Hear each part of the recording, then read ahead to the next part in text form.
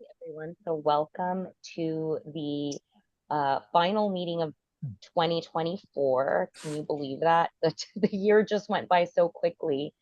And I really wanted to just take some time to acknowledge everyone who has completed the challenge this year and has really committed to the outdoors. And I know for me, I've been, just kind of watching the groups on Facebook and how many people are starting to finish and seeing stories of people who have overcome a lot of really difficult times this year as well, and how hiking has helped them. And so I really like to take this meeting to, acknowledge everyone who's working on the project for themselves, whoever is, whether you finished or you're on your way to finishing, just having a place of celebration and a time of celebration for yourself and for the community that we have that is incredible.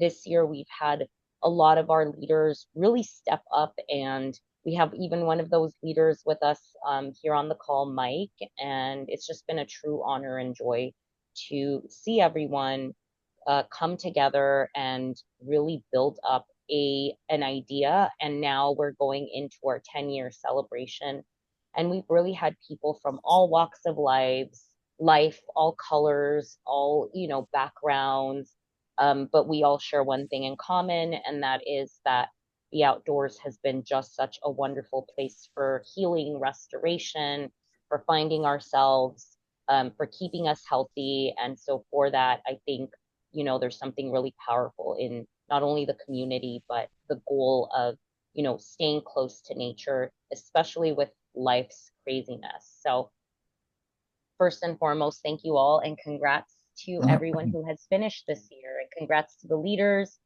who have stepped up and created community and, hosted events. And we just want to say thank you and we appreciate you so much. So, without further ado, I'm going to just have a little presentation here, and hopefully those that are on the call feel called to share their thoughts. And I hope that we get to hear from you. That's what I want in this conversation. So let me share my screen here. Okay, so first question, and even if you're watching this after the fact, is, thinking through this year or your year of your challenge, what was the highlight? Maybe what was something that you gained or overcame? What did you learn? What did hiking or committing to this project, what did that bring into your life, and how did that impact you? So, Mike or um, Julie, if you want to, share any insight or anything on that, I would love to hear from you. Well, I just, it's been real important to me to stay relevant in retirement. And I am retired, Julie. So that's why I get all these hikes in. I was able to do the 52 for me, 52 for my dog, and finish the adventure, which I started last year. So, it's, uh, it's been, I think the high point has been, um, all the new friends I made, both here and with our sponsor, REI. And it just looks like it's going to be even better for next year.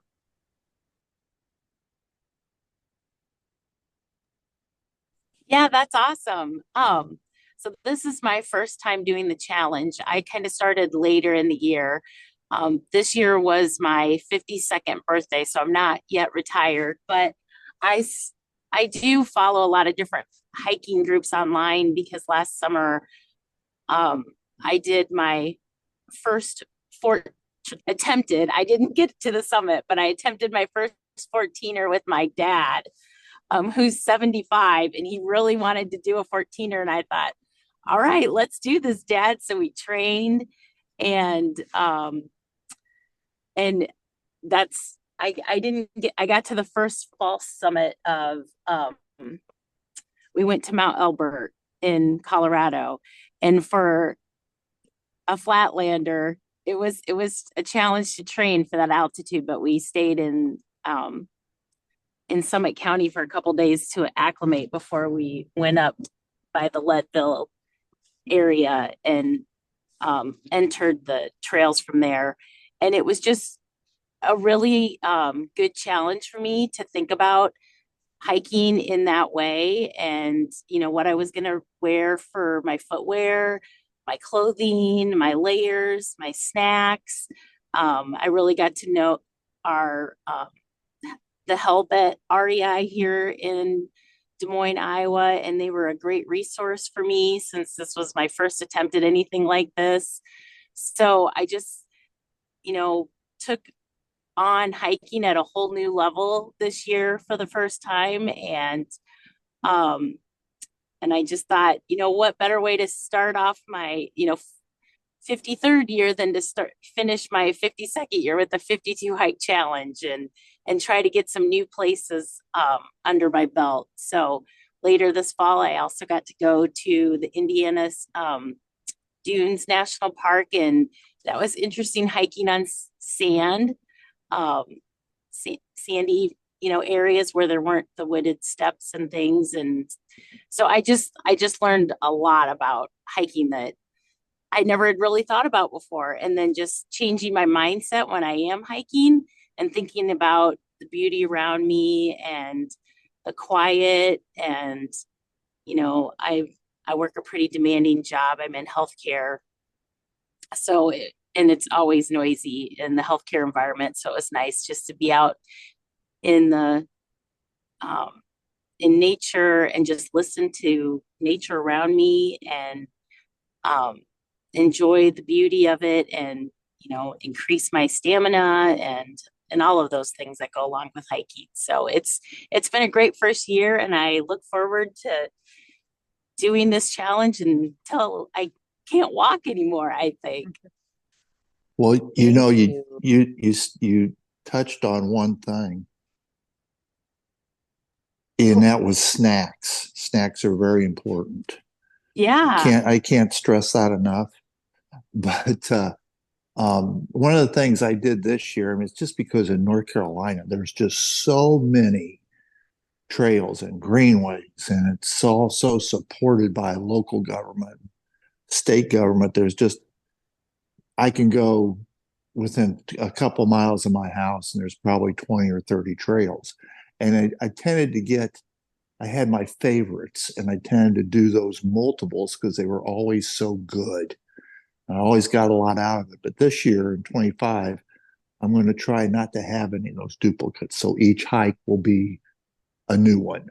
There won't be any duplicates during the year. So that's going to be an interesting challenge for me. Yeah, that'll be Very awesome. I'd like to try to do another elevation hike. Um, Maybe something a little not quite so high so I can get to the summit or change my training depending on, which hike I pick. But um yeah, I also bought my first um, backpack with a water bladder. So I really invested this year, and I didn't buy hiking poles, but I asked for them for Christmas. So I just took my downhill ski poles instead, but I put hiking poles on my list. So I'm excited. very I'm cool. excited for more hiking. Love that. I love it. Thank you for sharing, Julie. That was awesome. I love that. And Mike, everything you've shared as well. So I have some more questions. Did you make any new hiking friends? Did you have something funny happen on the trail that was memorable, or maybe something else? Any memorable moments? Maybe there was something interesting with the weather. And yeah, feel free to chime in. I'm trying to think about for me, funny on the trail, memorable weather moment. Oh, I have a what memorable weather moment. I'll just share it real quick. New to New Mexico. New Mexico's weather is similar to Colorado. And a lot of the mountains, Julie, I'm sure you were aware of this. They all say get off the mountain by 12. And Mm-hmm. New Mexico can actually be follow suit with that. And so my one day my girlfriend was like, "Yeah, I think it's supposed to like be kind of gloomy up in the mountains or something." And I was like, "Oh, okay." still went up late, went up at like 10 in the morning. And then all of a sudden around noon, there comes this thunderstorm. And I'm like, okay, it's time to get down. And I was with my boyfriend, and we start coming down the mountain, and it just starts thundering and pouring and hail, and I was petrified, literally. And I heard the weather is so unpredictable in New Mexico that it actually can turn much quicker than Colorado. So I vowed I will never go hiking again when it's supposed to be raining, because I'm not, just the idea of getting like hit by thunder and light, or like by lightning, just the thought terrifies me. So it was funny. These ladies came down, they were kind of running down as well. And they were just hilarious. They were like, you are like staring at God's face right now. And that's why you're petrified. And they were just helping me to get down, because I just would freeze and I just did not want to move. So there we go. Funny, crazy weather moment. What about you all? Did you all have anything you want to share here? Well, I always do. Um, I think the friends part, absolutely. I made a lot of friends. Those contacts are gonna lead to more contacts and more hiking people. So yeah, I've done really well. Plus, for the first time, I did a podcast, which I was pretty proud of. That turned Oh, out pretty cool. good. Um, and the weather, it's kind of interesting because you think, well, you sure got a lot of hikes in, but you got the whole year. And here in North Carolina, you don't hike in the summer. You open the door and the heat and humidity just is suffocating. So unless you go super early in the morning or at twilight, you don't get your hikes in, and it's frustrating, believe me, because I've got to get out in the woods once in a while, and when it's just so hot, it's just really a challenge. And that goes with also, the big thing. If you're going to be out in that heat, you better be prepared for it. Absolutely. Hmm. Yeah, when we actually hiked Mount Elbert, it was pretty textbook. I was doing a lot of reading about what to prepare myself for, physically and mentally. We started the hike, like, I think we went up to the parking area at 4 in the morning, and the sun was, we were on the trail before the sun came up, and because we were trying to be back down before any potential weather could start. And I think the goal was 1 o'clock. And um and I was a little slower than I was hoping to be, and so I was behind as far as the route goes and timing and whatnot, to be off. And so that's part of the reason I didn't try to continue on to the summit, because I knew I was getting too close to that 1 o'clock hour. And but we ended up going with a group. Once they found out my dad and I were going to do this, then there were other people that wanted to go along with us and try it. And some of those other people thought, oh, it's beautiful out, it's not going to rain. And so they kept it going on when I turned around to go back down. And then they did get caught in the storm. And when we all met down at the base again, they were pretty shook up about being, out there in the weather like that. So, Yeah. yeah, it was a good learning experience. And to believe what you read, and believe all the testimonies of different things that people have experienced on those trails that you've never been on for the first, that you're attempting Yeah. for the first time. Absolutely. Best You be safe you than sorry. you really got to pay attention to the weather. And I mean, here in North Carolina, we didn't get any ice storms like you just had, but we had the horrible hurricane that just crashed so Yeah. many communities, and trails still aren't open. I think there's still two state parks that are still haven't been able to get open, and it's just a tragedy. It just keeps going and going. It just doesn't get any better for many parts of it, and that was the most memorable weather thing here. I know my co-director Dina, it really affected her badly, and she put all her hikes off and didn't want to go on anymore for a while because of what happened out there. So Yeah, yeah, you that's got to be fair. aware of that. Weather is, Mother Earth and Mother Nature. It's just out of our control, and best be prepared for sure. Thank you. All right. So here are some other questions. What would you like to do differently going forward, and what's next for you? Feel free to jump on in there. And I think for me, I'm just gonna, just as I'm like sharing with you all, I think for me, like I'm really excited for this Patagonia trip. I'm going with one of our leaders, Sherry, and then there's gonna be another six.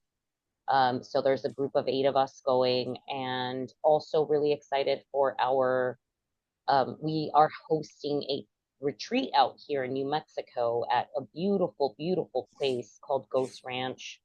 And there's lots of activities that we're going to be partaking in. So I'm just looking forward to continuing to explore my local state. There is so much to still see and explore, and I'm just hungry to keep exploring. There's actually a sand dune park. I think it's close to Colorado. It's called like I think it's called like what? I'll get back to you on that. I'm going to look it up right now, but yeah, there's just so much to explore. And that's what I love about hiking and this challenge and being outside, is that there is so much opportunity to recreate and see something new. And, Mike, like even for you doing your unique hikes, like if you were to go on the same trail, but you do a spur off a different, like, let's say you did this first section, but then now you added on to it. Like for us, for the 52 Hike Challenge Explorer series, that counts as a new trail. So just to give you a little leeway with that you're going to be working on. But I want to Okay. hear from you all. So Well, that's good to know because like we've got the American Tobacco Trail here. It's 26 miles and it's really broke up into about 4 or 5 segments. And so, it's convenient that way. that I've got 2 daughters that are being married next year, and one of my future son-in-laws and I are going to hike the Neuse River Trail. We won't do it all at once, but it's a nice trail and here in the Raleigh Durham area. And it's about 27, 28 miles long. So if we can do it in 3 or 4 mile segments, we'll be doing good. And nice. and next year that and just getting my hikes in and getting um, my dog's hikes in and going from there. Very cool. Well, I don't have anything on the calendar yet, specifically, but one of the things I'd like to do this next year is Iowa does really have a lot of great trails and like it's been I don't know if you two have ever heard of the bike ride across to Iowa called RAGBRAI, but it's been going on for 52 years. And so the state has really invested in trails because of that. And we also have a lot of great state parks that I've never been to. So this year I want to make a list of the state parks and see how many of them. I live in the central part of the state, so I want to see. I think a lot of them could be like day trips or maybe do an overnight somewhere, but I think I want to see how many of the state parks I can check off this year that I've never been to before, instead of going, like you said, Mike, on familiar places. One of the things I found out here is that the state park system, which is just they're funded so well out here. They've got a passport, and you can pick this passport up free. And every time you go to walk in a state, hike in a state park, they give you a stamp. And you think, well, that's another little motivational thing for you. But a lot of people really take that to heart. And I'm going to try to get a few of those in. My wife had knee replacement surgery this year, so it kind of knocked her out for a while, but she's coming on great in rehab. So she'll be, I'm sure, knocking her 52 out. And, just to add to what I said before, I'd really like next year, at least for my hikes, is to bring some more meaning to it. more, are we going to clean up the trail? You know, are we doing it as a to help gather supplies for Western North Carolina? God forbid there's another bad hurricane. And you know, just give it some meaning. I'm going to be able to become a member of the Triangle Land Conservancy this year, which is a group in the Triangles. Here's Raleigh, Durham, and Chapel Hill, and uh, they've got some really beautiful areas. But I went to one, the last one I went to, I pulled in and it looked like a dump. There was furniture dumped there and tires. And so, you know, when you see that, I want to get that cleaned up. And I think that's something that I like to see our chapter become more upfront and doing more of those things, and probably in coupled up with REI. The other thing we have here that I don't think you have many of them in Iowa is we have a lot of waterfalls, and there's a waterfall keepers of North Carolina volunteer group that I've been involved in. So most of those waterfalls are, of course, have a hike there, someplace to hike. So I like to put those together as a duo thing, and I want to get out to some more of the waterfalls. That's great. Thank you for all the resources and all that information. And Mike, yes, absolutely. I'm with you on, you know, making the hikes meaningful. And, you know, that's why I think there was something really beautiful with with our general um our general 52 hike challenge Facebook group. There's a woman on there who recently lost her son, Teddy.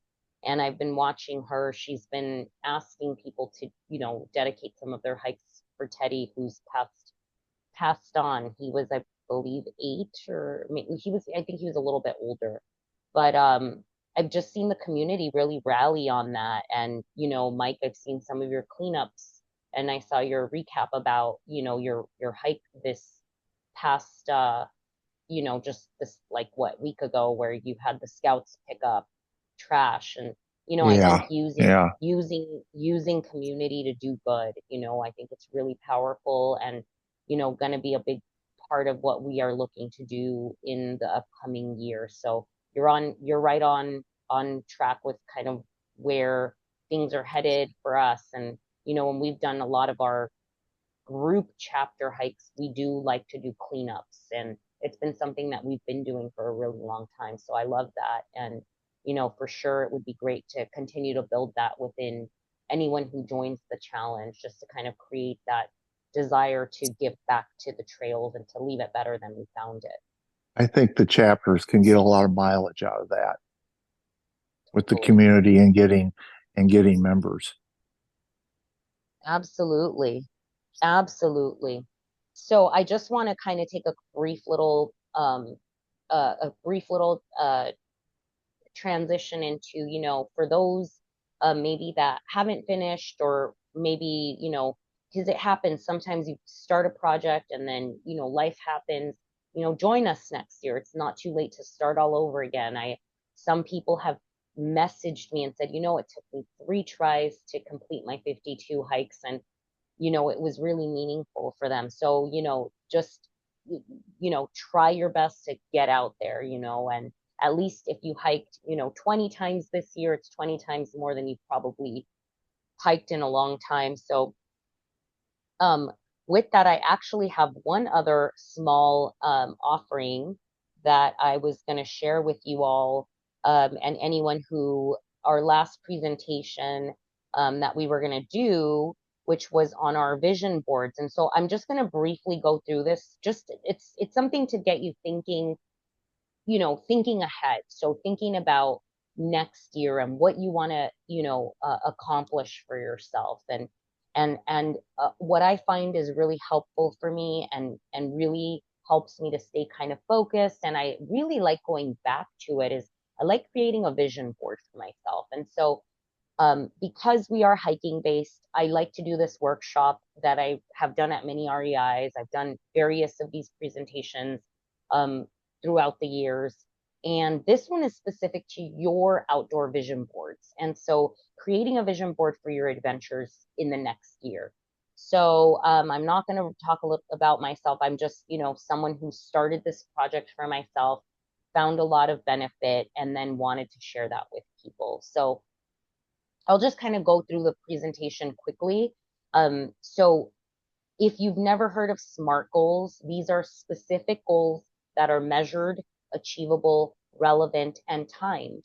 So when you're thinking about your goals, and why 52, I think just in general has been so successful, is because you give yourself this goal of reaching 52 hikes within a year. It's specific, it's measurable. If you break it down and you say, I just need to go once a week, that's very achievable and attainable for most people if they give themselves that, like, just one hike a week, just needs to be a mile, or even if I just walk around my neighborhood for a mile, and I'm in a nature setting.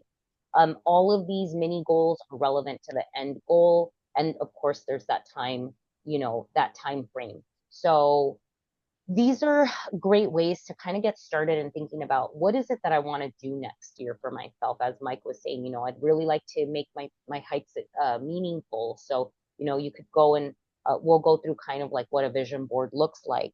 But this, using this kind of a framework helps you to be successful. So creating these vision boards will help you to visualize what it's going to look like when you achieve your goal. It might help you to create mini goals to accomplish towards the big goal. It helps you to inspire you and hopefully motivate you to take action towards that goal. And of course, it will give you some sort of accountability. So you kind of work your way backwards and you're able to kind of, see how, like, okay, if I want to go do this Grand Canyon hike and I know that I need to get a permit, I need to start planning ahead. So it's really powerful to really start thinking about goals in a more of a long-term sort of way, and then have that dream kind of push you and move you forward in your life. And you can really take this concept towards anything else that you want to achieve in your life.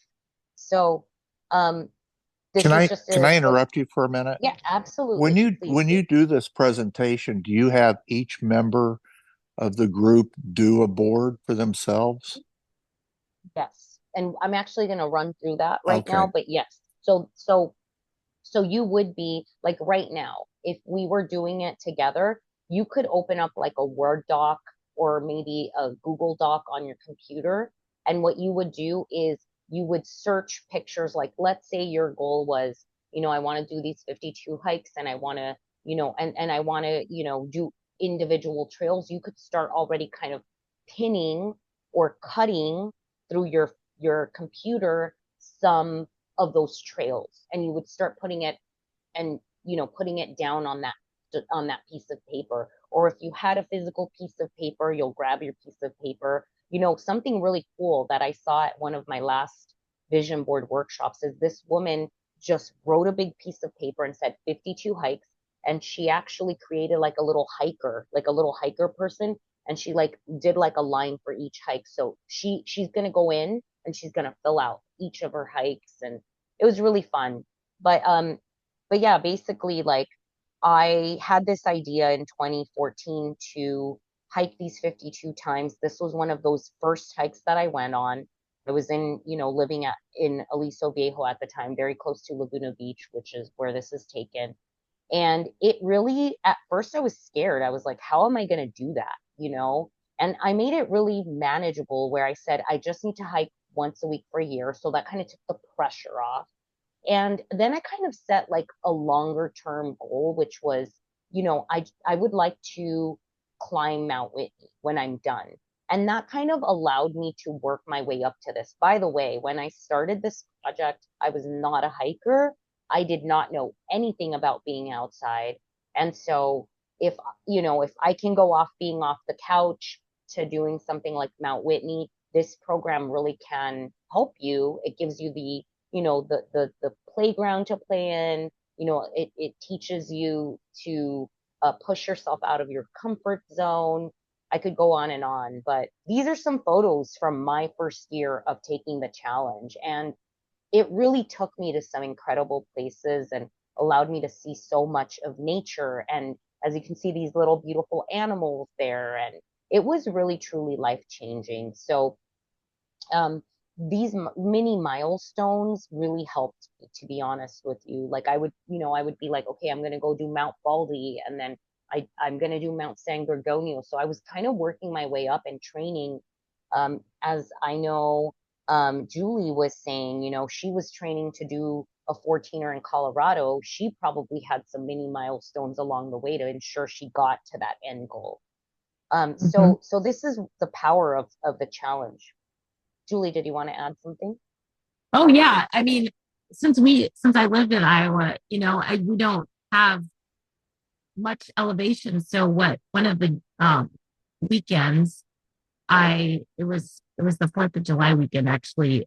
So it was warm and humid, but one of our state parks is called Ledges, and so it's kind of like the Des Moines River goes through this area, wooded area. And so there's literally ledges, lots of ledges. And so there's lots of steps and then um, manicured paths. And so it was my goal that day to walk 10 miles. And so that's all I did all day was go up and down all those different steps and paths. And while it wasn't like a straight up and then a straight down, at least I was, challenging my legs and challenging my cardiovascular. And so trying, like you said, to plan some different milestones. So I wanted to do a longer distance and I did it in the heat, and I planned all those up and downs just to kind of challenge my legs and my cardiovascular. Absolutely.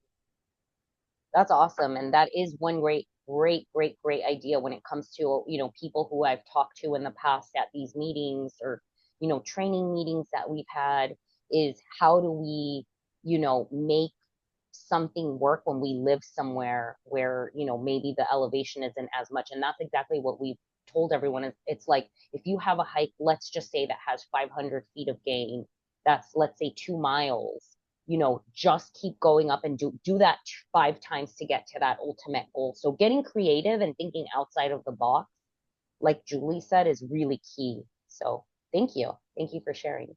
Yeah, and I thought that the heat and the humidity, while it wasn't, the lower oxygen concentration from the altitude, I thought it would still be challenging, to be hiking in that heat and humidity. So that's what I was trying to simulate that day. Very good. Nice. I appreciate that. Thank you. So yeah, so I'll just get into what happened was, I completed the 52 hikes, and then I achieved my goal of summiting Mount Whitney later that year after I completed my 52 hikes. And the whole journey was truly transformative and life-changing. And I just knew then and there that I wanted to share this project with as many people because it really not only healed me, but it really gave me something um, that I could be proud of and that I knew I could build upon. And since achieving the 52 hikes, like I was able to take everything that we've just talked about and like really apply it to a lot of other parts of my life. So if I knew that if it could do that for me, that it could really help a lot of people. So lo and behold, we created the community, and it's been really awesome to witness it just kind of expand and grow, and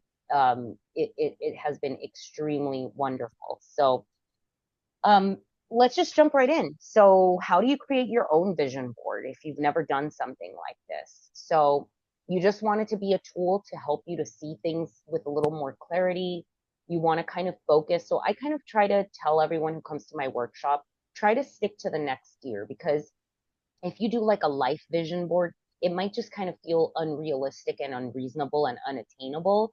So at least if you're like, my only goal next year is to, let's just say again, going back to Julie's example, I just want to train for a 13 or 12,000, 12,000 mile, 12,000 foot peak, maybe she has one in mind. That's her end goal, right? And that's very attainable within a year. So now she can start breaking that down. And yeah, I mean, trying to keep it somewhere where you kind of can come back to it so that it reminds you of like, here's my intention for the year. Here's what I'd like to work towards. Will really be beneficial. So some of the things you can ask yourself is, where do you want to go within the next year? What are some of your dreams? What are some of your passions?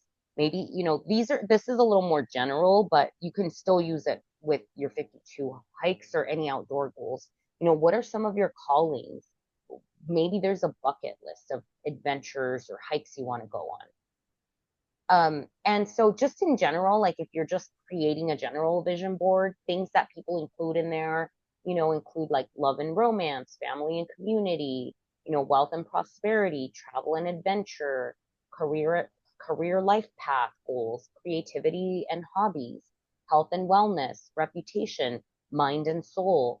Of course, this workshop is more tailored towards specifically just your outdoor goals. But I always say, when people are at the workshop, if you want to add anything else in there, go for it.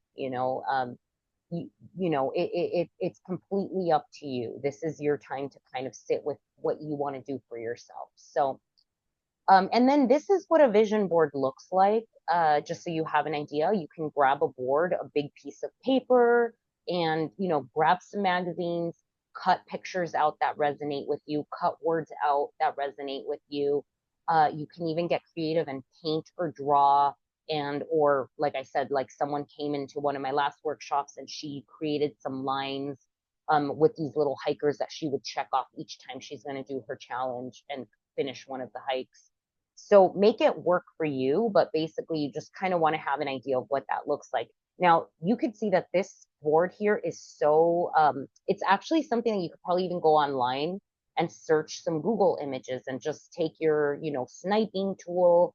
And you can actually do a board like this just by cutting and pasting into a Word document, for example. So it's also something you can do just on your computer, and don't forget to print it out and have it somewhere so you could, take a look at it. So, I have this like last quote here. It says, all successful people, men and women, are big dreamers. They imagine what their future could be ideal in every respect, and then they work every day towards their distant vision, goal, or purpose, by Brian Tracy. And so that's kind of it regarding, I wanted to make sure to touch on that just because I wanted us all to have the resources to be successful, not only in the challenge, but in your lives. We're all here to, help each other to grow and be the best version of ourselves. And, nothing brings me more joy than to help and teach some of the things that have really truly helped me to reach a lot of my life goals and dreams. And so with that, I think, and even coming off of this retreat this weekend that I was at, like life, it doesn't matter what I'm doing. It's like, what am I doing to help others to achieve what they want to do? And so I think that board has helped me so many times. I've gone back to look at past boards and I've been able to literally mark off, like, I did that. And it all started with this vision. It all started with this idea. And it is very powerful to stay focused on what you do want to create in your life rather than thinking of like, how you can't do that thing. So I hope that's really helpful. And I'm just going to open it up for any final comments, questions, and yes. I'm glad you cleared that up, because that was a week or so ago we talked about the vision board, and now it's pretty clear. And I think that would be a fun class to put on and tie it into the challenge. I mean, you can even tie it into the hiking 101 real easily. So yes, thank you for clearing that up. You are so welcome. Anytime. I appreciate that too. I definitely will make a board for this next year. And one other thing that I really enjoyed doing this year that I've never done before is journaled about my hikes. So I can incorporate journaling in with my vision board too, and maybe even print a smaller copy and put it in my journal. And then that way I can look back to it and journal about my vision board while I journal about my hike. I'd love that. That would be awesome. I'd love to hear more how that goes. But yeah, there's so many ways people get creative with staying inspired. I mean, that's the thing. A lot of times when we're working on a project, sometimes we kind of lose, we talk about the why being important in a lot of, a lot of the talks I do. Why am I doing this? Because sometimes we might get to a point where we get tired or life hits us with something, and having a strong why, and even whether it's like, I want to be more present in life. And I think for me, I love being outdoors because it just really helps me to be in the present moment.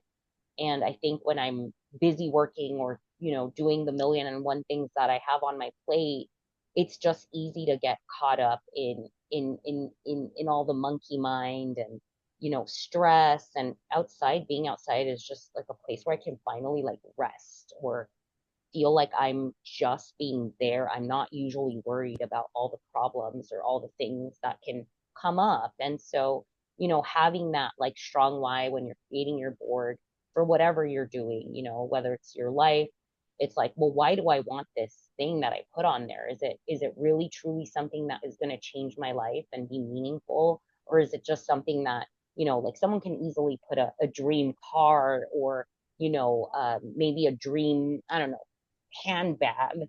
But is that really going to be meaningful? Is that going to keep you going, when you're like trying to save money toward, I'm just giving you some examples, but, maybe it's something more like, I want to take my partner on their dream vacation because, it would mean the world to them and I want to see them happy. Like things like that, trying to really have a strong why, that is going to be, something that you can look back at and you're going to be proud of yourself, or you're going to be happy that maybe you stopped drinking that extra coffee at Starbucks so you could put the money towards that trip for your partner, etc. So, life is interesting, and it's very short. So, focus on the things that mean a lot to you that one day you can look back at and you can be proud of and happy and say, like, I'm really glad I did that thing that was really meaningful to me and really changed my life. So yeah, thank you both for being on the call. And I know that other people watch these videos after the fact, and so I really do appreciate you both being a part of this, sharing your input, your insight, your wisdom, and I celebrate you both for what you both do and what you bring to the table, and I appreciate you. We appreciate you too, because this is a really cool thing you've all started and you have continued, and it's impacting a lot of people in a lot of awesome ways. Thank you so much. Yeah, thank you so much. And also, since this is being recorded, kudos to Tiffany. She holds all the chapters together, and gives us our own challenges pretty much every week. And I think she does a really good job. And the other thing is, kudos to you for getting us the funding through REI. We had a message today, and those funds will help with 3 different hikes. So we're going to do a day 1 hike on January 1st and be able to use some of that to help supply it. So thank you. It was very appreciated. Anytime, my pleasure. And like I said, 2025 is going to be, you and I have had a lot of discussions, and it will be different. And I'm excited for the challenge, and I'm excited for the changes, and excited to see what we do to get more people outside and really help people to be safe and feel supported in their journeys. So thank you, Mike, and thank you, Julie, for being a part of the chat. And I wish you both a good night. And unless you have anything else that you'd like to, ask questions on or anything else. I just want to comment to Julie, it's really too bad that it's so cold there and so warm here. Well, yeah, and I just want to wish everyone that listens to the call on the call now and listens to the call later, happy holidays and happy hiking in 2025. Absolutely. Thank you.